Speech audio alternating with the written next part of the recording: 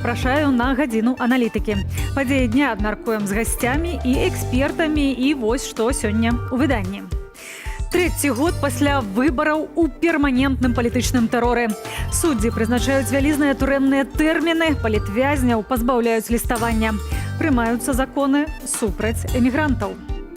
Расія ўначы атакавала Украіну беспілотнікамі, а напярэдадні ударыла па чыгуначным вакзале Херсону, дзе 150 асобаў чакалі эвакуацыйны цягнік. У Вільні прайшла 11-я міжнародная канферэнцыя «Бірок» па эканоміцы і фінансах. Пра вынікі распытаемся эканаміста. Будуць таксама і іншыя тэмы, заклікаю заставацца з намі.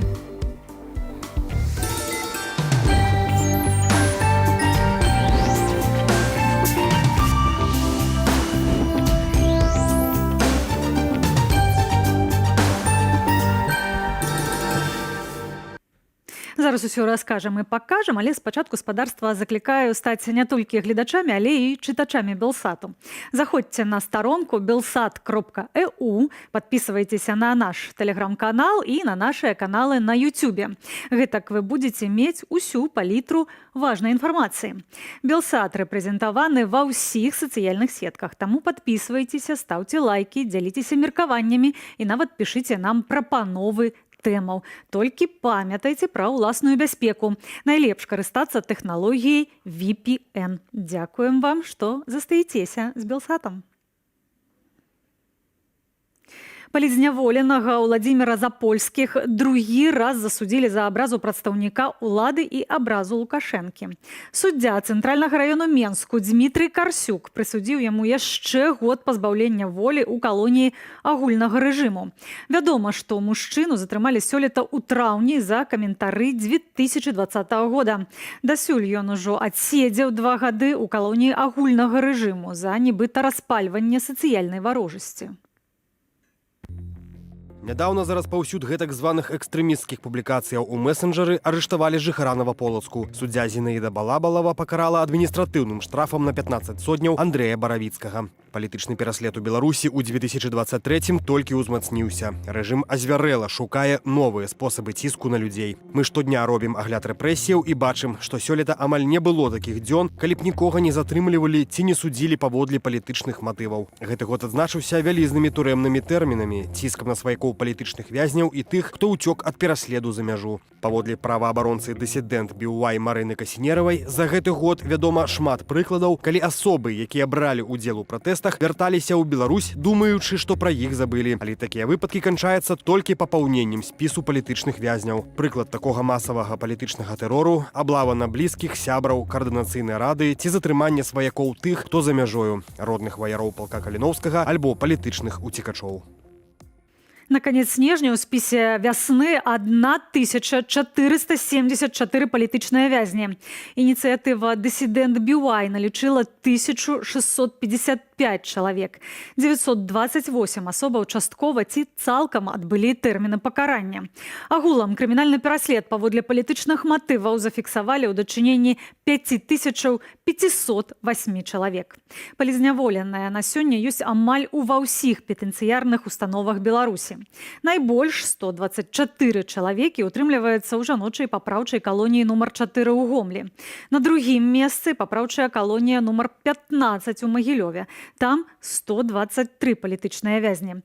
Больш за 100 палітычных вязняў у папраўчай калоніі нумар 3 ў Візьбе, каля Віцебску. Таксама ў Новаполацку і Бабруйску. У СІЗА найбольш палітычных на Менскай Валадарцы. 49 чалавек. Палізняволеныя ува ўсіх установах пазбаўлення волі ўсцяж зазнаюць асаблівыя рэжымныя патрабаванні. У якасці пакарання ўжываюць змяшэння ў штрафны ізалятар за нязначныя правіннасці. Вязняў трымаюць там месяцамі. Пасля неаднаразовых змяшэнняў у штрафны ізалятар больш строгая захада – перавод у памяшканне камернага тыпу. У 2023 годзе палітычныя вязні ды іхныя сваякі сутыкнуліся сутыкнуліся з такой з'явай, як інкамунікада. Калі зняволеных пазбаўляюць любой сувязі з вонкавым светам, блакуюць ліставання, не дазваляюць тэлефанаванні і сустрэчы. Гэтак ужо 322 дні няма ніякіх звестак пра Міколу Статкевіча. Трохі меней дзён, як нічога невядома пра палізняволеных Максіма Знака, Марыю Калеснікаву, Ігора Лосіка ды іншых. Палітычных вязняў катуюць за кратамі. Сёлета ў зняволенні памерлі Мікалай Клімовіч і Алесь Пушкін. Рэпрэсіі працягваюцца нават у святочны час. Напярэдадні сілавікі зладзілі хапуну ў Баранавічах. Прынамсі, 8 чалавек затрымалі за пратэсты 2020 года. Практыку сістэматычных затрыманняў у рэгіёнах краіны пракаментаваў прадстаўнік аб'яднання былых сілавікоў Беларусі Белпол Уладзімір Жыгар. Получается, что это больше практика такого запугивания людей, чтобы у него никогда не возникло идеи, мыслей опять заниматься какой-то протестной деятельностью, заниматься какой-то протестной активностью. Также можно сказать, что это в некотором роде месть людям за их демократические взгляды. И на наш взгляд, в самое ближайшее время каратели не остановятся и будут проводить такого рода действия и дальше. Потому что это и закрывает, скажем так, их личные какие-то вопросы, связанные именно с несением службы, то бишь это могут быть так называемые палки. То есть они закрывают определенные преступления и выслуживаются перед руководством, то есть запугивают людей и контролируют, якобы показывают тем самым контроль ситуации. Это просто отработка региона. Они не могут приехать в тот или иной регион и никого не задержать. Они не могут задержать всех, потому что это, конечно же, невозможно. Просто даже банально физически это невозможно. Ну да, они задержат определенное количество людей, чтобы и показывать тем самым, во-первых, свою важность, свою значимость, о том, что действительно вот эти, скажем так, люди есть, их и работа тех так называемых сотрудников правоохранительных органов в этом направлении все еще нужна, и тем самым поддерживается такой градус опасности для режима, и поэтому никто ему руки связывать не будет, то есть условно так называемым правоохранительным органам. И они будут делать все, чтобы режим хотя бы немного себя чувствовал в безопасности. І ўжо цяпер з намі на сувязі былы палітвязень, блогер Александр Кабанаў. Спадар Александр, добрый вечар. Добрый вечер. Напярэдадні Новага года хацелася б падводзіць вясёлыя вынікі, а тым не менш маем сумныя. Трэці год пасля выбараў рэпрэсіі не спыняюцца, і ў бліжэйшы час рэпрэсіі не спыняцца, кажа Уладзімір Жыгар. Ці згодныя вы з ім? Да, согласен. Я думаю, что они не просто не спынятся, они еще... Каток только набирает. Вот этот каток, вал только набирает свои обороты. И следующий год, не забываем, что 24-25 год – это предвыборной кампании, 24-й год – это парламент, так называемый, и 25-й год – президентские выборы. Вот к этим событиям каток будет идти по максимуму. На вашу думку, што менавіта, на што будуць звяртаць увагу сілавікі ў 24-м? Каго яны будуць шукаць? В первую очередь, это контроль над соцсетями. Почему? Смотрите, в 2020-2021 году ввели очень много новшеств, так сказать, в административный кодекс и в уголовный кодекс. Это все касается и непосредственно соцсетей. Сделали комментарии экстремистскими, за оскорбления сроки повысили и так далее, и так далее. Это все делается для того, чтобы контролировать соцсети, потому что понимают, что соцсети, знаете, как заявляют все, что оранжевые революции, они возникают в соцсетях. Поэтому контроль над соцсетями в первую очередь. И для того, чтобы был контроль, нужно людей покошмарить. Не просто сказать, нельзя туда лезть, нельзя открывать эти страницы.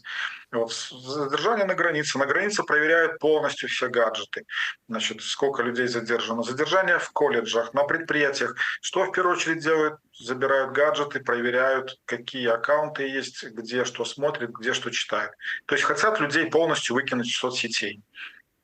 Калі мы кажам пра людзей, якія утрымліваюцца цяпер за кратамі і сутыкаюцца з сітуацыяй, якая называецца інкамунікада, то бок мы не ведаем нічога пра вязняў, у прыватнасці Статкевіч, Калеснікава, так як мы агучвалі ўжо ў пачатку нашай праграмы. Ці гэтая сітуацыя, на вашу думку, будзе нейкім чынам змяняцца ў 24 годзе і якія умовы могли бы ее изменить?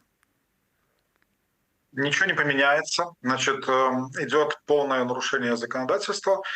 Ну, вы назвали там одни имена. Я знаю очень много людей, у которых нет связи со своими родными. Я сейчас не буду их здесь называть. Вот. На самом деле это так, вводится это в практику постоянно. При мне еще такого не было. Значит, можно было получать письма, отправлять письма. Сейчас нет доступа адвоката, нет доступа к корреспонденциям. При этом я думаю, что в самих колониях письма забирают. То есть те, кто находится в ПКТ, кстати, я внесу небольшую правочку, я вас слушал внимательно сначала, в ПКТ все-таки режим немножко полегче, чем в ШИЗО. Вот, там немножечко попроще. Значит, и в ПКТ можно писать письма. Я думаю, что эти письма забирают, но никуда не отправляют, где-то сжигают, выкидывают, либо передают там в определенные органы. Вот. И понятно, что нету ни звонков, ничего.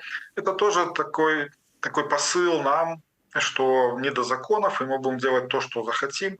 Я знаю, что родственники, допустим, звонят в колонии и спрашивают, почему мы не можем связаться со своими родными, близкими, не получаем писем. Их просто отправляют на один телефон, на другой, на третий, на пятый, на десятый, и концов ничего не найдешь. Вот это будет практика вводиться все больше и больше. Праваабаронцы кажуць пра тое, што з крымінальным палітычна матываваным пераследам з 2020 года сутыкнуліся прыкладна 5,5 тысячаў чалавек. Але вядома, што інфармацыя непоўная. На вашу думку, якая гэтая лічба можа быць насамрэч? Если судить по официальным данным, то, что есть на сайтах Следственного комитета, на сайтах судов, значит, за 23 год, я сейчас точно цифру боюсь, могу ошибиться, где-то около 16 тысяч было возбуждено уголовных дел различных, там плюс еще административные дела, поэтому очень сложно проконтролировать, но эта цифра, конечно же, гораздо больше, и когда речь идет о том, что правозащитниками признаны там 1400, 1600, 1700 человек, эта цифра может отличаться очень-очень значительно. Што тычыцца пытання вызвалення, магчымых шляхоў вызвалення палітвязняў альбо гандлю палітвязнямі, на вашу думку, што тут варта рабіць? Смотрите, прошли слушания в КС, да, и КС там что-то решало, что будет вот так и вот так. На самом деле, я думаю, что это немножко не с того конца мы начинаем. Нету рабочей группы, и я думаю, что она должна появиться в первую очередь рабочая группа, куда войдут представители всех демократических сил, и мало того, куда войдут эксперты, на самом деле эксперты, которые занимаются серьезно этим вопросом. И эксперты не только, которые занимались там где-то освобождением политзаключенных в других странах, а также эксперты разного уровня. И серьезные политики европейские и американские, и только тогда это можно сдвинуть как-то с места. Вот. Но по поводу, моя позиция однозначна, по поводу каких-то там переговоров и торга, я понимаю, что родственники этого хотят, да, но хотеть это одно, а реально, если смотреть на вещи, это не пройдет. Только давление на режим, только санкции, много из других вещей. Падчас стратэгічнага дыалогу ў ЗША Ольга Горбунова таксама казала, што вялася размова пра стварэнне працоўнай групы. Ці, на вашу думку, ўсё ж такі ў 24 годзе такая працоўная група, якая б выпрацавала шляхі вызвалення палітвязняў, ўсё ж такі паўстане? Я не знаю, это вопрос больше не ко мне, а к тем, кто собирается это делать. На самом деле она должна была быть уже давно готова, да. Вот. И мне очень хочется надеяться, что все-таки с разговоров перейдет это все к каким-то делам. Потому что как кому не обратишься, с кем не начинаешь общаться, все очень заняты всем чем угодно, кроме того, что вот на самом деле заняться этой самой главной проблемой, которая существует на сегодняшний момент. І яшчэ такое пытанне. Мы кажам пра тое, што затрыманні суды яны працягваюцца бясконца. З аднаго боку сілавікі могуць адсправаздачвацца, што яны робяць сваю працу. З іншага боку гэта выглядае, нібыта яны наадварот не спраўляюцца, бо умоўных злачынцаў ўсё болей і болей. То навошта ім гэта?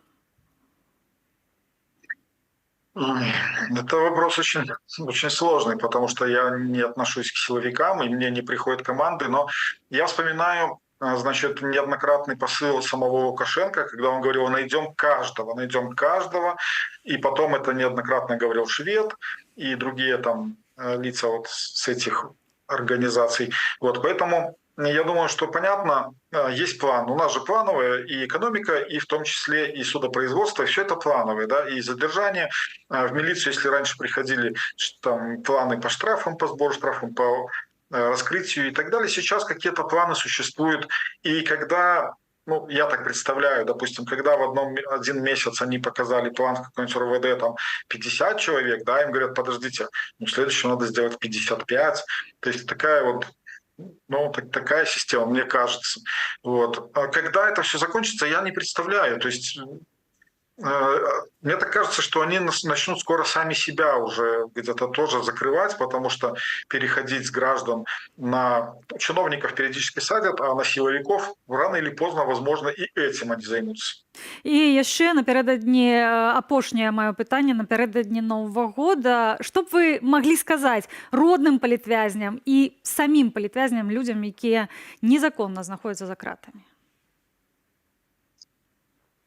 Терпение. Сейчас только терпение. И я понимаю, что, конечно, все это сложно, и ком в горле, и людей, и руки опускаются. Я общаюсь с многими семьями политзаключенных.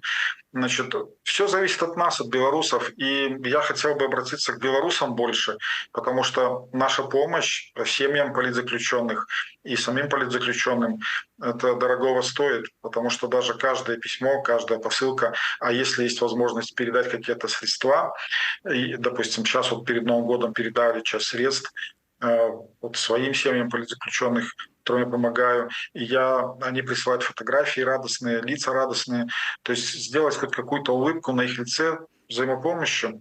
Немножко про это вот все подзабыли тоже, каждый окунулся в свое, пора выходить все-таки в свет, так сказать, и понимать, что происходит, и нам всем вместе над этим работать. А самим политзаключенным я скажу, что, ну, на мою бытность, когда я был в колонии, ребята держатся, они там кучкуются, держатся, у них там в колонии, наверное, переносить все это гораздо проще, чем переносить тем, кто ждет на воле.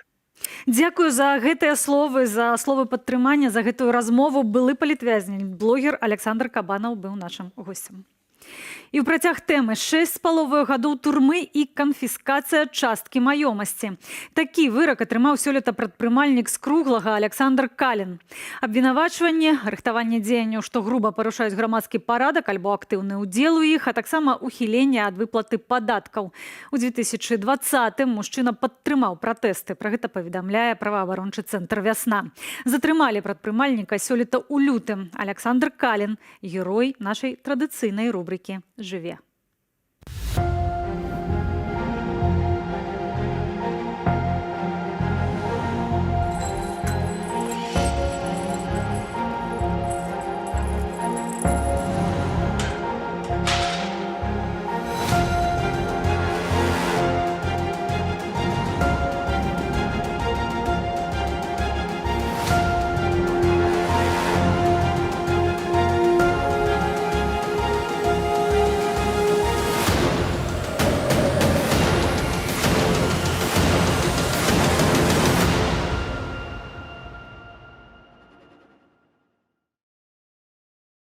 Дырэктар курсаў польскай мовы ў Менску распавёў радыё «Свабода» пра ультыматам з боку сілавікоў. Тыя патрабуюць перадаць ім спісы вучняў за мінулыя гады або пісаць заяву на ліквідацыю дзейнасці.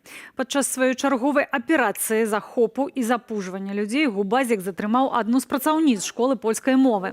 Адбылося гэта на мінулым тыдні, але цяпер сталі вядомыя падрабязнасці. Жанчыну прасілі паказаць статут ды іншыя дакументы школы. Акрамя таго, сілавікі патрабавалі спісы вучняў за мінулыя гады.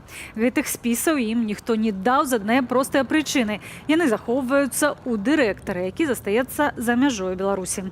Дырэктар думае, што школу закрыюць, тым больш, што перад сілавікамі ў школу ўжо некалькі разоў прыходзілі з аддзелу адукацыі. попыт на польскую мову сярод беларусаў вырас пасля 2020 года, бо беларусы сталі масава пераязджаць у Польшчу. Разам з разгортваннем тэрору супраць беларускага грамадства рэжым узмацніў ціск і на саюз палякаў і ўсё звязанае з Польшчай.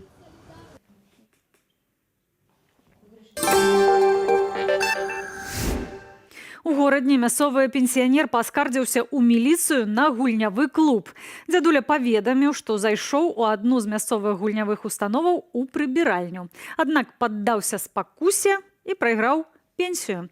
Знерваваны мужчына скардзіўся на клуб і здзіўляўся, чаму яму не далі якога-небудзь бонусу. У міліцыі пенсіянера уважліва выслухалі і заявілі, што правядуць правяранне. Пра іншыя рэгіянальныя падзеі ў нашым традыцыйным дайджэсце.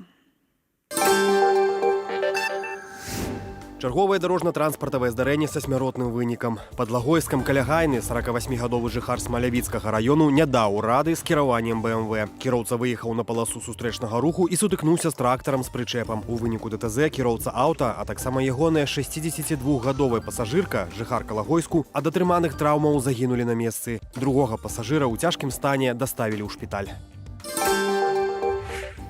Неабыякавыя жыхары звярнулі ўвагу на паказальны збор подпісаў, які адбыўся днямі каля крамы «Універсальны» ў Кіраўску, што на Магілёўшчыне. На гэтак званым пікеце для фотапрапагандысцкіх медыяў звесткі ў бланкі на вылучэнні дэпутатаў заносіліся без пашпарта. Мясцовыя жартуюць, у горадзе каля 9 тысячаў жыхароў, і, магчыма, усе яны ведаюць адно аднаго не толькі ў твар, але нават памятаюць пашпартавыя звесткі. Пасля фотасправаздачы пікеты хутка згарнулі і адправілі захоўвацца да чарговых акцыяў. Спрадвечная бяда асобных рэгіёнаў – гэта, безумоўна, стан дарожнага пакрыцця. Вось так выглядае праезд каля вёскі гарадзішча усяго за 20 хвілінаў язды ад Магілёва. Мясцовыя жыхары просяць пабудаваць новую дарогу з часоў Савецкага Саюзу з 1986 года. У выніку праклалі адну невялічкую дарогу, а пад'езды да яе засталіся ў жудасным стане. Мясцовыя чыноўнікі просяць патрываць да лепшых часоў. Перавознікі заплоцяць амаль 800 тысяч долараў кампенсацыі за гібель 13 чалавек у ДТЗ каля Смалявічаў. Такое рашэнне вынес суд Смалявіцкага раёну па пазове пацярпелых і сваякоў загінулых у лабавым сутыкненні МАЗа з маршруткаю сёлета 20 лютага. У выніку ДТЗ кіроўца маршруткі і 12 пасажыраў загінулі. 7 пасажыраў атрымалі цяжкія пашкоджанні. Кіроўцу МАЗа ў кастрычніку асудзілі на 7 гадоў калоніі.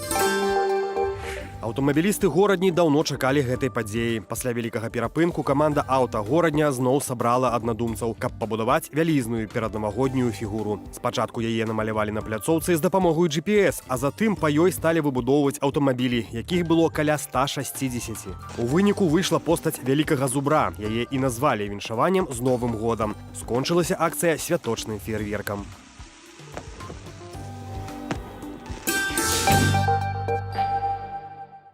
Яшчэ адна тэма нашага выдання. 11-я міжнародная канферэнцыя БЮРОК у справе эканомікі і фінансаў прайшла ў Вільні. Асноўная мэта правядзення сімпозіуму спрыяння супрацы паміж беларускай акадэмічнай супольнасцю і міжнароднымі экспертамі ў галіне эканомікі. На канферэнцыі эканамісты вядомых заходніх універсітэтаў і аналітычных цэнтраў прэзентавалі вынікі сваіх даследаванняў. БЮРОК – гэта даследчы цэнтр, які займаецца аналізам беларускай эканомікі. Адзін з фокусаў працы цэнтру – ліквідацыя разрыву паміж акадэмічным светам агулам і беларускай эканамічнай супольнасцю. Такая супраца спрашчае беларускім навукоўцам доступ да сучасных міжнародных падыходаў. Дзейнасць БЮРОК таксама дапамагае распаўсюджваць веды, звязаныя з развіццём эканомікі Беларусі, яе праблемамі і тэндэнцыямі. І ўжо цяпер з намі на сувязі Леў Львоўскі, старэйшы навуковы працаўнік Цэнтру эканамічных даследаванняў БЮРОК. Спадар Леў, добры вечар. Вітаю. Як прайшла канферэнцыя, як ацэньваеце вынікі? Я думаю, хорошо.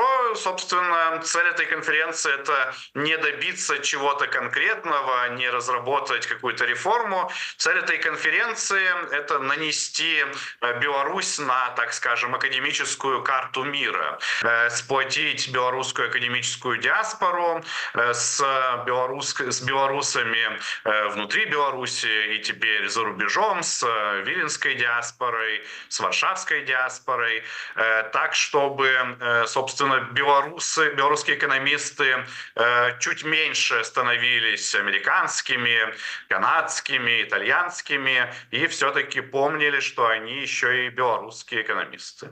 Калі мы наносім на гэтую мапу, пра якую вы кажаце, акадэмічную Беларусь, то якія могуць быць практычныя крокі пасля гэтага ў справе беларускіх эканамістаў? Ну, сама конференция, конечно, была чисто теоретической, академической, так что там прямо таких практических шагов по ее итогам, наверное, придумать нельзя. Но самое главное, что Беларусь может приобрести, поддерживая такие диаспоры, и, наверное, не только в экономике, в других науках, бизнес-диаспору, это сохранение человеческого капитала. Сейчас в Беларуси нет возможности проводить реформы, нет возможностей для какой-то политической борьбы, но мы верим, что когда-нибудь эта возможность появится, и вот в этот момент будет важно, по какому пути пойдет Беларусь, будет важно, какое количество мировых экспертов самого высокого уровня откликнутся, приедут, помогут, посоветуют и так далее. І таксама пра сітуацыю ўнутры Беларусі, што датычыць эканомікі, хацелі б вас таксама запытацца. У прыватнасці, сярэдняя пенсія ў Беларусі большая, чым у Расіі. Паводле цяперашняга курсу яна складае каля $230. У Расіі ж яна на $15 меншая. У параўнанні з пенсіянерамі суседніх Польшчы і Літвы ў Беларусі пажылыя асобы атрымліваюць меней грошай. Сёлета ў кастрычніку пенсія ў Польшчы складала каля $740. У Літве сярэдняя пенсія складае каля $630. З наступнага года яна мае вырасці да 700, паведамляе партал «Наша Ніва». Агулам, як вы ацэньваеце тое становішча, якое маюць цяпер беларускія пенсіянеры, і што іх чакае ў наступным годзе? Ну, саму по себе пенсию, размер пенсии надо рассматривать не в вакууме, а относительно средних цен, но чаще всего размер пенсии рассматривают относительно размера средней зарплаты. В этом смысле в Беларуси все неплохо, ну, как сказать, относительно неплохо. У нас средняя пенсия составляет примерно 40% от средней зарплаты. Это вот такая минимальная грань, минимальная рамка, которую рекомендует Международная организация труда. То есть маленькая пенсия у нас не сама по себе в вакууме, а потому что у нас и зарплаты в несколько раз меньше, чем в Польше и в Литве. Это что касается текущего уровня. Почему мы оказались вдруг внезапно беднее Польши? Ну, тут опять же ничего внезапного не произошло. Дело в том, что последние 10 лет наша экономика стагнировала, а вот, например, польская росла средними темпами чуть выше, чем 4% в год. Кажется, что 1-2% разницы в год – это не что-то большое, но надо понимать, что страны живут очень долго, и когда вот эта разница в 2-3% накапливается в течение 10-20 лет, то мы начинаем наблюдать такой кратный разрыв в уровне жизни, как, например, теперь в Польше, в Литве, Латвии, Эстонии относительно Беларуси. Что касается будущего белорусских пенсий, то тут есть тоже некоторые неприятные новости. В Беларуси, так же как и во всех, правда, странах и соседях, и во всех развитых странах, население стареет и уменьшается. Тут Польша и Литва – это не исключение. Единственная разница между нами и Польшей в том, что Польша активно привлекает к себе мигрантов и таким образом компенсирует убыток своего населения. Так вот, как это связано с пенсиями? Дело в том, что у нас в Беларуси так называемая солидарная пенсионная система. То есть деньги нигде не накапливаются, просто деньги, взносы от текущих работающих белорусов, они перечисляются в ФСЗН, а оттуда распределяются между текущими пенсионерами. Так вот, у нас этот фонд социальной защиты населения, он уже убыточный. Сейчас он примерно дефицит составляет 1% ВВП. Но чем дальше население будет стареть, тем меньше людей работоспособного возраста будет приходиться на одного пенсионера. А в таком случае надо будет либо повышать налоги, сборы, либо снижать пенсии относительно средних зарплат. Ну и тот вариант – это не очень, мягко говоря, хорошие выборы. Эти проблемы не начнутся не завтра. Наверное, самый такой пик проблем в Беларуси прогнозируется в середине века, то есть где-то около 50-55 года. Из-за того, что демография вещь довольно упрямая, то демографию можно прогнозировать достаточно четко на десятилетия вперед. Но что-то делать, решать эту проблему надо уже сейчас. В 50-м году решать ее будет поздно. Но, к сожалению, пока что у текущих властей Беларуси как-то руки до этих реформ не доходят. І што датычыць пытання таксама заробку беларусаў, намінальны сярэдні налічаны заробак у кастрычніку 23 года паводле Белстата быў 1971 рубель. Гэта атрымліваецца прыкладна $623 ў эквіваленце. Што чакаць у наступным годзе? Да, в этом году у нас был такой достаточно рекордный рост реальных зарплат, то есть даже с учетом инфляции, при том, что наша экономика еще не восстановилась до кризисного уровня, до уровня 2021 года. Уровень реальных зарплат, он уже превысил уровень 2021 года и сейчас находится на своем историческом максимуме. Почему так происходит? Тут одна из главных причин – это все та же самая демография. У нас сейчас мы находимся вот в такой точке, когда на пенсию выходит относительно многочисленное поколение, а в работоспособный возраст входит относительно малочисленное поколение людей, рожденных в 90-е. И, соответственно, у нас наблюдается серьезный недостаток труда. При в целом рецессионной экономике у нас сейчас сверхнизкая инфляция, людей не хватает, по опросам компаний людей не хватает, ну и по законам экономики, когда какого-то товара становится меньше, этот товар начинает стоить дороже. То есть товар – это в данном случае труд белорусов. В следующем году вот этот демографический фактор, то, что падает число людей трудоспособного возраста, он в целом продолжится. Правда, замедлится, вероятнее всего, эмиграция из Беларуси, но большинство людей, которые хотели выехать, они уже, скорее всего, выехали. Вот, поэтому мы ожидаем, что реальные зарплаты в целом не должны никуда упасть. Наверное, там, опять же, если говорить про мейнстримный сценарий, то в нем ожидается продолжение роста, но рост будет чуть меньше, чем в этом году. Это если говорить про мейнстримный сценарий. Ну, вокруг мейнстримного сценария еще можно найти много сценариев, в которых реализуются различные риски. Тут у нас поле для этих рисков и черных лебедей, оно слишком широкое, поэтому это, наверное, тема для отдельной долгой дискуссии. Дзякую за гэтую размову. Леў Львоўскі, старэйшы навуковы працаўнік Цэнтру эканамічных даследаванняў БІРОК. У веку 64 гадоў памёр аператар Сергей Чырык. Ён зняў і алічбаваў відэа шмат якіх важных грамадска-палітычных падзей у Беларусі 80-х і 90-х гадоў мінулага стагоддзя. Сергея Чырыка не стала яшчэ 15 снежня, але грамадскасць даведалася пра гэта толькі цяпер. Праз паведамленне, якое на сваёй старонцы напісаў палітолог Сергей Марцалеў. Дзякуючы працы Сергея Чырыка мы маем магчымасць бачыць унікальныя гістарычныя кадры найноўшай гісторыі Беларусі. Ён зафіксаваў утварэнне Беларускага народнага фронту, першае святкаванне Дня волі, дзядоў, Дня вайсковай славы, курапацкія і чарнобыльскія шэсці, а таксама пратэсты менскіх рабочых і візіт Біла Клінтона. Ваша улица, наша площадь!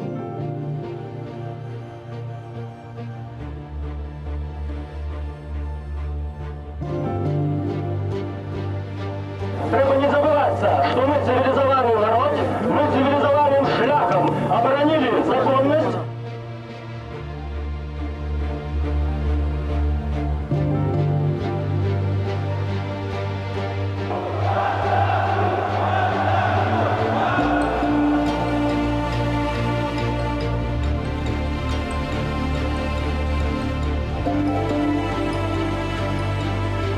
першая здымки была это конференция «Незалежная Беларусь», когда весь, не только вот это, весь народ рихтовал эту декларацию.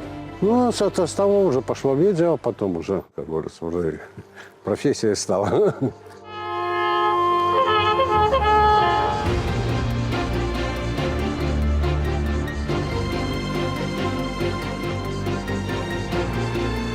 Почали приймати присягу на вірність нашій родині.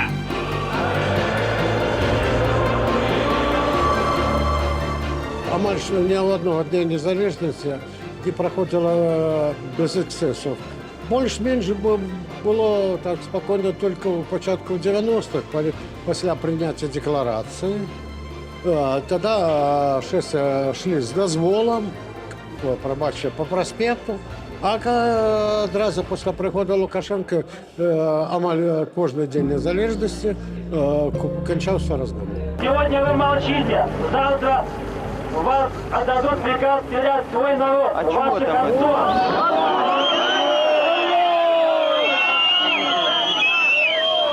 Усі способи у оборону Конституції, у оборону нашого життя, у оборону законів, накеровані супроч хунти, справедливі.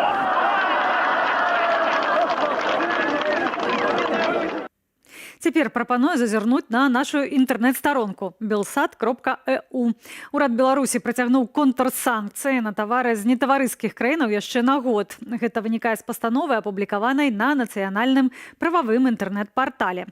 Дзеянне дакументу пачынаецца з моманту публікацыі, а ў самой эмбарга некалькі разоў уносіліся змены. Падрабязнасці шукайце на нашым сайце belsat.eu. Хто яны? Найлепшыя беларускія футбалісты. Толькі адзін з іх каштуе 1 000 000 еўраў. Хоць яшчэ летась адразу трох ацэньвалі больш як на 1 000 000. Ніводзін беларускі гулец не трапляе нават у 1000 самых дарагіх футбалістаў свету. Падрабязней пра сумы кантрактаў чытайце ў матэрыяле маіх калегаў на старонцы belsat.eu. Хусіты спыняюць Чырвонае мора, а ЗША збіраюць кааліцыю.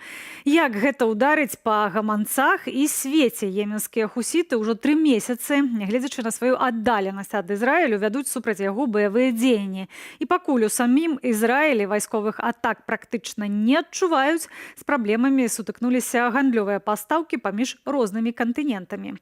Ці знойдзе свет адказ на новыя выклікі 2023 года? Паводле міністра абароны ЗША Ллойда Остына праблема можа быць хутка развязаная. Не толькі ЗША, усе зацікаўленыя ў бяспецы праходу па Чырвоным моры. Напады хусітаў уяўляюць сабой беспасярэднюю пагрозу міжнароднаму гандлю і марской бяспецы. Нядаўняя эскалацыя ў рэгіёне пагражае свабоднай гандлёвай навігацыі, ставіць пад пагрозу нявінных маракоў і парушае міжнароднае права, заявіў міністр абароны ЗША Ллойд Остын. Спадарства, нагадваю, Белсат можна не толькі глядзець, але і чытаць актуальныя беларускія і сусветныя навіны, аналітыку, фота і відэафакты знойдзеце на нашым сайце і ў нашым тэлеграм-канале. Але карыстаючыся нашымі рэсурсамі, памятайце пра ўласную бяспеку. Падпісвайцеся на нашыя профілі і ў іншых сацыяльных сетках. Заклікаю да актыўнасці ў каментарах пад нашай трансляцыяй на Ютубе.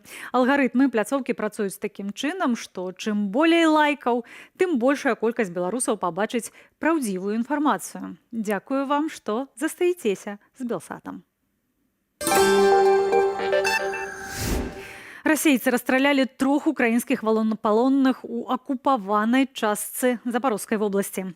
Украінская пракуратура пачала расследаванне на падставе факту злачынства. Паводле следства, расійскія вайскоўцы парушылі Жэнеўскую канвенцыю і забілі украінцаў праз гадзіну пасля ўзяцця іх у палон.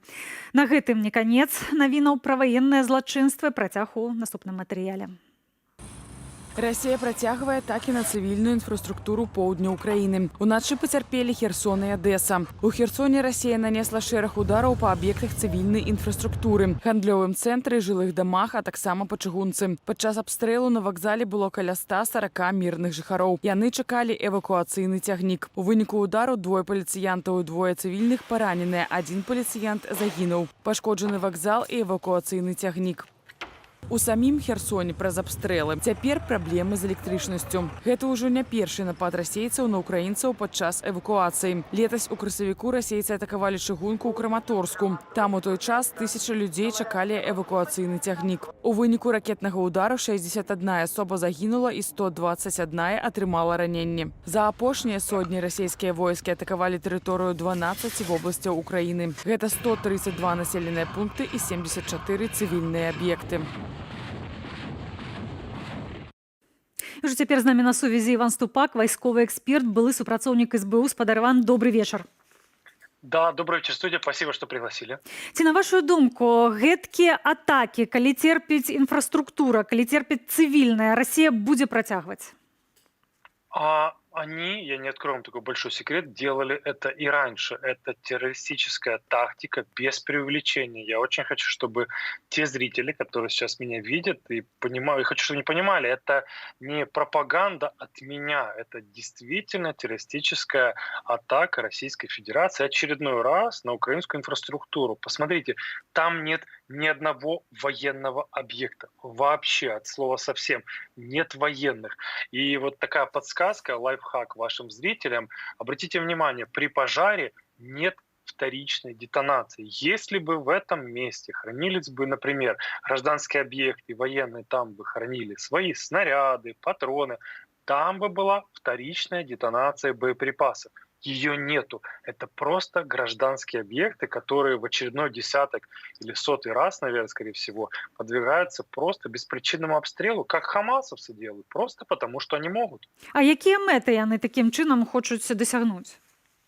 Террор, усталость населения от войны. То есть главная задача — создать у населения усталость, чтобы население требовало от политического руководства страны: Зеленский, пожалуйста, останови войну, мы устали, пожалуйста, на любых условиях заключите с россиянами мир, мы так больше не можем. То есть это основная, главная стратегия и вот цель.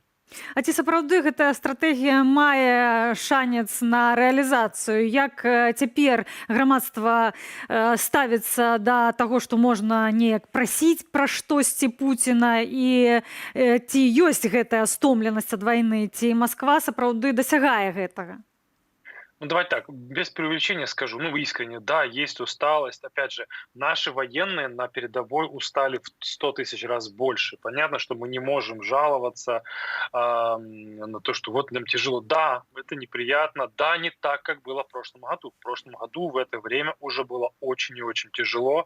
У нас не было света, тепла, у нас не было воды, у нас не было мобильной связи. Сейчас, благодаря нашей ПВО, намного-много лучше. Да, но сказывается психологическая усталость, в первую очередь, конечно, это женщины, дети, это люди такого преклонного возраста, которым тяжело переносить эти тревоги, эти постоянные побеги в парке, на бомбоубежище, просидеть там 2, 3, 4 часа или 5 часов в бомбоубежище. Да, это, конечно, выснаживает, но, тем не менее, никто не собирается сдаваться. І яшчэ адна цяжкая тэма – гэта расстрэл палонных, тое, чым уже не ўпершыню Масква займаецца. Ці ёсць магчымасць у расследаванні ўсё ж такі дайсці да таго, каб пакараць вінаватых? Я думаю, нет. Однозначно нет. Поясню почему. Все предыдущие разы, когда происходили вот подобные вещи с нашими пленными, которые попали в плен, когда их убивали, когда им отрезали, прошу прощения, гениталии, это есть фотографии, видеоматериалы, когда против них использовали монтажную пену, их специально так катовали, мучили, то наши военные, наши разведчики раньше, чем наши правоохранители, намного раньше, потому что есть возможность, находили, скажем, таких обидчиков и сами с ними сводили счеты. Потом только в публикациях были такие очень сухие строки, что мы нашли тех, кто обидел наших парней, теперь они никого уже не обидят. Точка.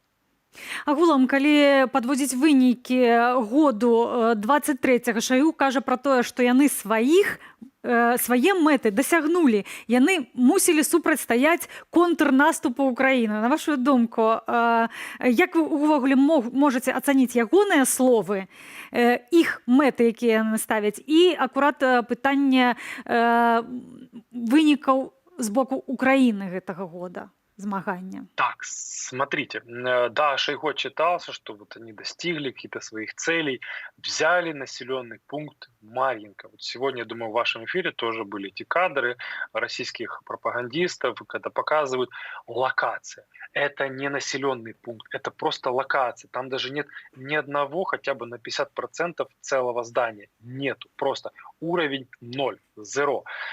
До войны этот населенный пункт имел население в 9 тысяч, до 10 тысяч населения. Просто представьте себе, это та армия, которая кричит, что мы достигли своих целей, с огромными потугами, с огромными потерями, взяла локацию, в которой раньше проживало до 10 тысяч человек. И это они себя называют армия, которая хочет дойти до Варшавы, до Берлина, до Лиссабона, если они споткнулись уже здесь. Теперь по поводу контрнаступления. Да, к сожалению, оно не увенчалось успехом. Были перегреты в украинском обществе ожидания, потому что было много обещаний поставки техники, боеприпасов, самолетов. К сожалению, много-много факторов. Нельзя говорить какой-то один. Возможно, где-то недооценка, даже невозможно, где-то недооценка российской обороны, где-то мало техники, где-то мало амуниции. Она ехала маленькими партиями. Мы не смогли получить тот результат, о котором мечтали. Но, как заявляет наше командование, мы учли 90% тех ошибок, которые были. Мы при нашем планировании на будущее рассчитываем, что следующий год будет другим. Уже нет пафосных обещаний про контрнаступление, но есть планы, есть желание исправить. И мы очень рассчитываем, что новые поставки самолетов, техники, новая помощь западная поможет нам хотя бы частично исправить ту ситуацию, которую мы хотели получить в 2023 году. Наступны год будзе іншым, кажаце вы, што ж маем на гэта спадзеў. Дзякую за гэтую размову. Іван Ступак, дуже вам. вайсковы эксперт, былы супрацоўнік СБУ. І да іншых падзеяў замежжа незвычайныя вучэнні правялі ў паўднёвай Карэі. У сталіцы краіны Сеуле больш як 1000 вайскоўцаў, паліцыянтаў і работнікаў экстранных службаў адпрацоўвалі абарончыя пратаколы на выпадак нечаканага нападу суседняй Паўночнай Карэі. Мэр сталіцы згадаў атаку Хамасу на Ізраіль, якая адбылася сёлета 7 кастрычніка, як адну з падзеяў, якія падштурхнулі мясцовыя ўлады правесці вучэнне. Гэта і іншыя падзеі ў аглядзе міжнародных падзеяў. Камісія замежных справаў парламенту Турцыі падтрымала ідэю ўваходу Швецыі ў НАТО. Наступны крок – галасаванне на агульным сходзе турэцкага парламенту. Як адну з умоваў падтрымання з боку Турцыі, прэзідэнт краіны Рэджэп Эрдаган называў пастаўкі амерыканскіх знішчальнікаў F-16. Швецыя падала заяўку на ўваход у НАТО яшчэ ў траўні 2022-га. Турцыя і Угоршчына застаюцца адзінымі чальцамі НАТО, якія блакуюць заяўку скандынаўскай краіны. Адна з апазіцыйных лідарак Сербіі Марына Катэпіч працягне галадаванне на знак пратэсту супраць вынікаў парламенцкіх і муніцыпальных выбараў. Пасля амаль 10 дзён без ежы стан здароўя Марыны Катэпіч пагоршыўся. Дактары рэкамендуюць ёй спыніць акцыю пратэсту. На выбарах 17 снежня паводле афіцыйных дадзеных перамагла кіраўнічая сербская прагрэсіўная партыя з 47% галасоў. Партыя Марыны Катэпіч «Сербія супраць гвалту» здабыла амаль 24% і заняла другое месца. Міжнародныя назіральнікі заявілі пра шматлікія парушэнні ў выбарчым працэсе, у тым ліку пра подкуп галасоў і ўкідванне бюлетэняў. Цяпер у Сербіі трываюць антыўрадавыя пратэсты. Гэтым тыднем падчас дэманстрацыяў затрымалі некалькі дзесяткаў асобаў. 10 асобаў загінулі ў Аўстраліі ў выніку моцных навальніцаў. Наймаладзейшая ахвяра – 9гадовая дзяўчынка. Праліўныя дажджы і град абрынуліся на штаты Вікторыя, Новы Паўднёвы Уэльс і Квінсленд. У выніку пашкоджаныя будынкі, дзесяткі тысяч людзей засталіся без святла. У Японіі знялі аперацыйныя абмежаванні з найбольшай ядравай станцыі ў свеце – Касіодзакі-Карыва. Такім чынам распачнецца працэс перазапуску аб'екту. Станцыя спыніла працу ў 2011-м пасля аварыі на Фукусіме. У 2021-м на станцыю Касіодзакі-Карыва наклалі абмежаванні, у тым ліку за парушэнне правілаў захоўвання ядравых матэрыялаў. Наступны крок для аднаўлення працы – атрымання дазволу ад мясцовых уладаў. Паводле выдання Reuters, Японія імкнецца паменшыць сваю залежнасць ад імпартнага выкапнёвага паліва. Менавіта таму ўлады маглі прыняць пастанову аб скасаванні абмежаванняў. Рэжым Лукашэнкі абнавіў пастанову аб зваротах у дзяржаўныя органы праз прамыя тэлефонныя лініі. Цяпер чыноўнік можа не адказваць на пытанні суразмоўцы з шэрагу прычынаў. Напрыклад, калі размова, на думку чыноўніка, мае на мэце дыскрэдытацыю дзяржаўных органаў. Блогер Андрей Павук, бадай, самы вядомы аматар тэлефанаваць службоўцаў. Таму ўзнікае думка, што заканадаўства змянілі толькі з адной мэтай – уратаваць чыноўнікаў ад павука. Прывітанне. Працягваю сярод службоўцаў шукаць адказ на пытанне, ці ўсе роўныя перад законам. Недаўна давялося пагутарыць са старшынёю Жыткавіцкага суда Андрэем Богданнікам. Атрымалася смешна. Глядзіце самі. Но я не магу лічыць, што гэта з-за нас так зрабілі. Магчыма, нехта ж яшчэ робіць. Магчыма, гэта масавая з'ява атрымоўваецца. Я ўвогуле заўсёды здзіўляўся, навошта гэтыя прямыя лініі, таму што, як я разумею, у іншых краінах такога няма. А тут вось вельмі так шчыльна, вельмі часта, кожную суботу і розныя міністэрствы, розныя раёны, аблвыканкамы, райвыканкамы нешта там хочуць пачуць жыхароў. Я так разумею, што жыхары зараз кажуць пра багата якія праблемы, і, як я разумею, эфектыўнасць прамых ліній нізкая, таму што у мой час яшчэ, калі я не быў экстрэмістам і тэлефанаваў райвыканкам свой, я б не сказаў, што гэта сильна паліпшала якасць жыцця. Можа, і паліпшала. Я заўсёды пісаў скаргі пісьмовыя, чтобы гэта працавала лепш, чым прамыя лініі. Што тут сказаць? Как-то. Аптымізуюць яны сваю працу. Як ацэніць? Напэўна, гэта так патрэбна. Я не думаю, што гэта будзе нам перашкаджаць неяк датэлефаноўвацца да іх. Прямая телефонная линия проводится по вопросам организации работы суда Житковичского района. Суд Житковичского района, он работает согласно законодательству? Вы мне задаете вопрос не по существу. Вы задаете вопрос абстрактнейший мне. Смотрите, вас же утверждает президент Республики Беларусь, верно? Лично? Допустим. Мы вас не утверждаем, то есть мы вас не нанимаем на работу, получается. Дальше слушаю вас. Так получается, кому вы служите, президенту или народу Республики Беларусь? Вы сейчас не задаете вопросы не по существу, по вопросам, в которые проводится прямая телефонная линия. Вашу кандидатуру как-то можно поменять на другую?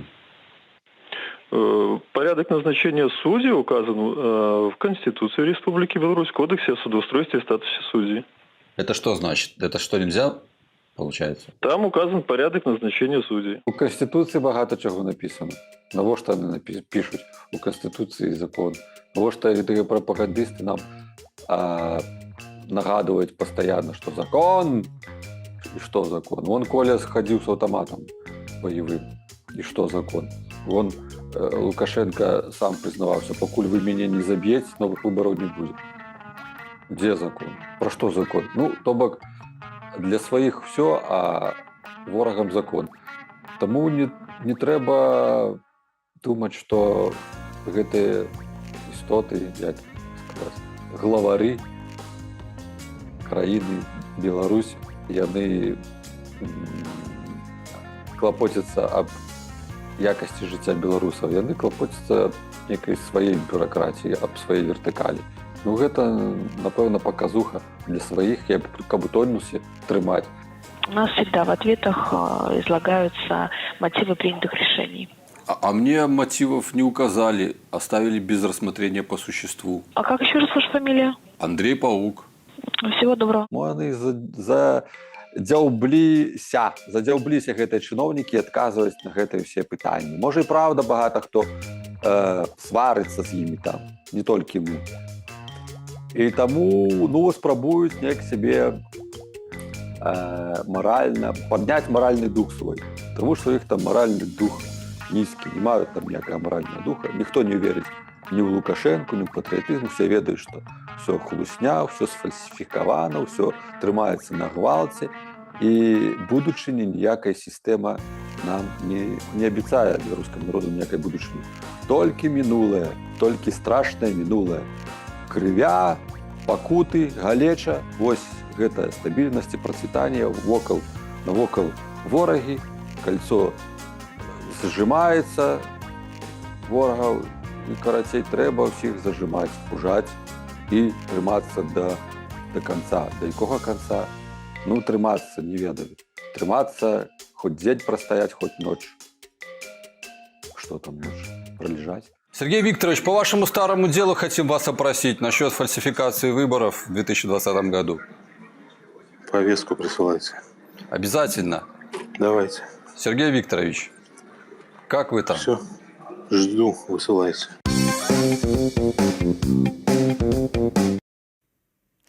Новы год доўгачаканае свята, тым больш, калі ідзецца пра дзяцей. Кожны марыць знайсці пад ялінкаю падарунак, а патым у сямейным коле адсвяткаваць падзею. Аднак з розных прычынаў не ва ўсіх гэта атрымліваецца. Хтосьці, да прыкладу, ляжыць у шпіталі і не мае магчымасці святкаваць. У Гарадзенскай абласной бальніцы знайшлі выйсце. Альпіністы ў строях каляднага дзеда і цмока спусціліся з даху, каб падарыць пацыентам навагоднія падарункі. Паназіраем за такімі віншаваннямі без каментара.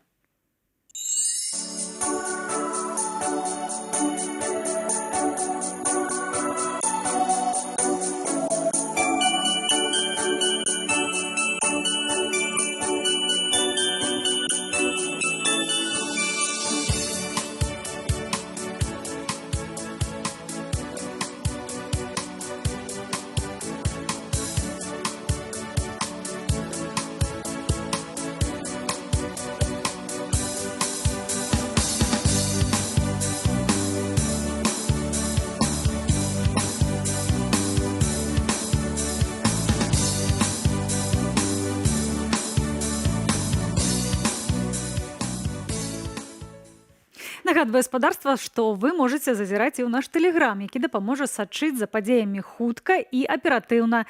Навіны, аналітыка, фота і відэа. Пры гэтым памятайце пра вашу уласную бяспеку. Сацыяльныя сеткі яшчэ адно месца, дзе вы знойдзеце нас, а таксама YouTube, і там мноства розных тэматычных каналаў. Пры ўмове бяспечнасці можна ставіць лайкі, пісаць каментары, яны моцна падымаюць матэрыялы для праглядаў, а гэта дапамагае распаўсюдзіць незалежную інфармацыю. Алгарытмы Ютубы простыя, будзем разам і памятаем пра бяспеку. А напрыканцы коротка пра галоўныя падзеі гэтага дня. Палізняволенага Уладзіміра Запольскіх другі раз засудзілі за абразу прадстаўніка ўлады і абразу Лукашэнкі. Суддзя Цэнтральнага раёну Менску Дмітрый Карсюк прысудзіў яму яшчэ год пазбаўлення волі ў калоніі агульнага рэжыму за каментары 2020 года. Дасюль мужчына ўжо адседзеў 2 гады ў калоніі. Рэжым Лукашэнкі да канца наступнага года працягнуў адмысловае эмбарга на харчы і аграрную прадукцыю з так званых несяброўскіх краінаў, каб пакараць Еўразвяз і Амерыку за ўвядзенне антываенных санкцыяў. Пры гэтым ужо з'явіўся недахоп яблыкаў і цыбулі, так што іх нельга вывозіць, прадаваць нават у Расею. У Баранавічах затрымалі не менш за 8 асобаў. Падставаю стаўся ўдзел у пратэстах у 2020 годзе. Цяпер ім пагражае крымінальная справа паводле народнага 342 артыкула крымінальнага кодексу, што прадугледжвае да 3 гадоў пазбаўлення волі. Савет міністраў унёс змены ў пастанову, што датычыць звароту грамадзянаў да чыноўнікаў. Калі ў вашых словах чыноўнікі пачуюць дыскрэдытацыю Рэспублікі Беларусь, у тым ліку яе дзяржаўных органаў і службовых асобаў, то яны могуць перарваць размову і нічога вам не адказваць. У Вільні прайшла 11-я міжнародная канферэнцыя БЮРОК у справе эканомікі і фінансаў. Асноўная яе задача – спрыянне супрацы паміж беларускай акадэмічнай супольнасцю і міжнароднымі экспертамі ў галіне эканомікі. На канферэнцыі эканамісты вядомых заходніх універсітэтаў і аналітычных цэнтраў прэзентавалі вынікі сваіх даследаванняў. І на гэтым завяршаем студыю. Для вас працавала Анастасія Русецкая. Зычу спадарству добрага вечара.